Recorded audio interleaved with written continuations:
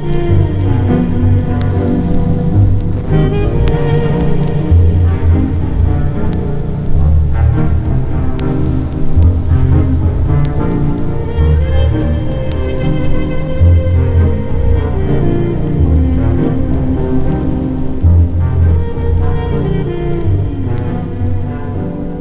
Caretaker is a working name for James Leyland Kirby, who's an English ambient musician. He's released between 1999 and 2019 14 albums under the name The Caretaker and some compilations. He also in 2009 started doing albums under the name Leyland Kirby and has released 9 of those so far. And he's also released albums under the name of The Stranger. Hi, my name's Dan. So this was the 9th studio album released under the name of The Caretaker.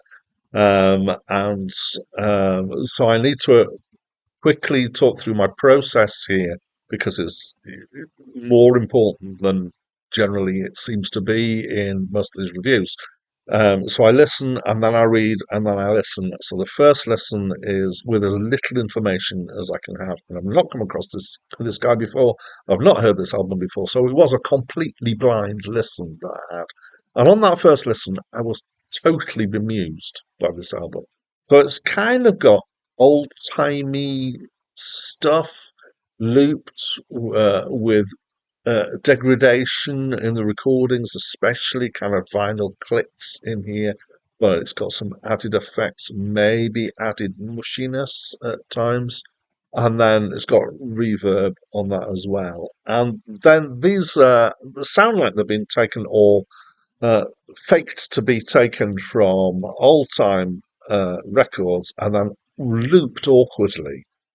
So you get a bit, and then you get into kind of a chorusy bit, and you get partway through, and then it stops and goes back to where it was going. And then after it's done that a few times, it stops very abruptly, and then the next one starts. And it's the kind of thing that drives me crackers, those kind of badly looped, awkward looped things, and also just the same thing over and over with no kind of difference to it. There are 15 tracks of various lengths, so there's 45 minutes of this. And then some of the stuff repeats in later tracks from earlier tracks. And I confess, absolutely, I did not enjoy it. I found it quite an endurance thing to listen through this album. Then I read about it. And my opinion of it changed somewhat from the reading. So it's an exploration of Alzheimer's disease. And it's about exploring the idea of living with broken fragments of the past. It's got degraded memory and faculty, and it does this progressively as the album goes on. And I get it. And it started with a $10 collection of 78 RPM ballroom records that were bought from a store in Brooklyn. And it's all instrumental, mostly piano, but with some other instruments going on.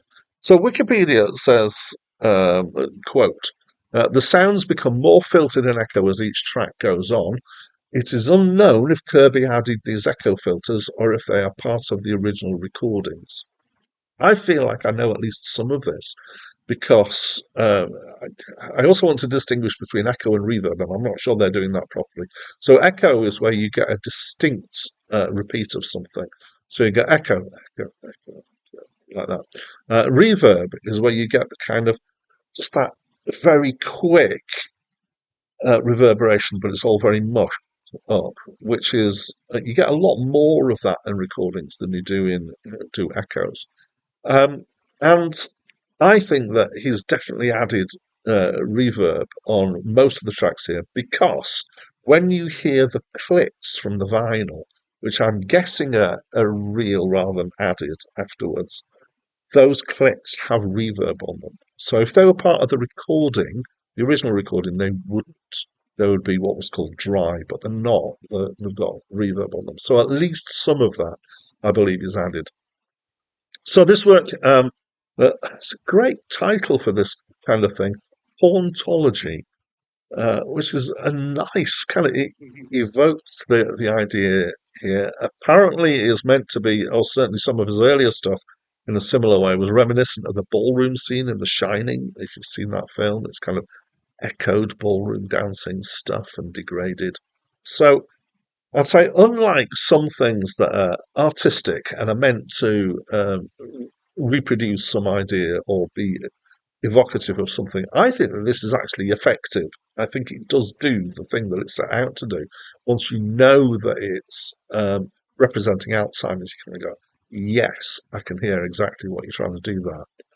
But these reviews, predominantly what I'm trying to do is to talk about what these albums are like as a listening experience, not what they're like as an artist, a piece of art. So I only got this with background information. It might be that some people would automatically get this. Oh, yes, I know exactly what this is all about.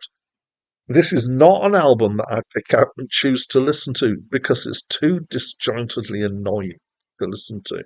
So I think it's clever, but I don't think it's a pleasant listen. So that's why it's got quite a low score from me. Is not about how the artistic side of it, which I think is very good. But as a listening experience, please no, I don't really want to listen to this again if I can help it. So that's what I think. I'd love to know what you think. If you haven't come across it before, um, you might want to avoid it. But if it sounds intriguing to you, go and have a listen. I'll try and make sure I've got streaming links in the description below. I usually do. And I'd love to know what you think. So please, can you leave me a comment and let me know? So that's it from me for now.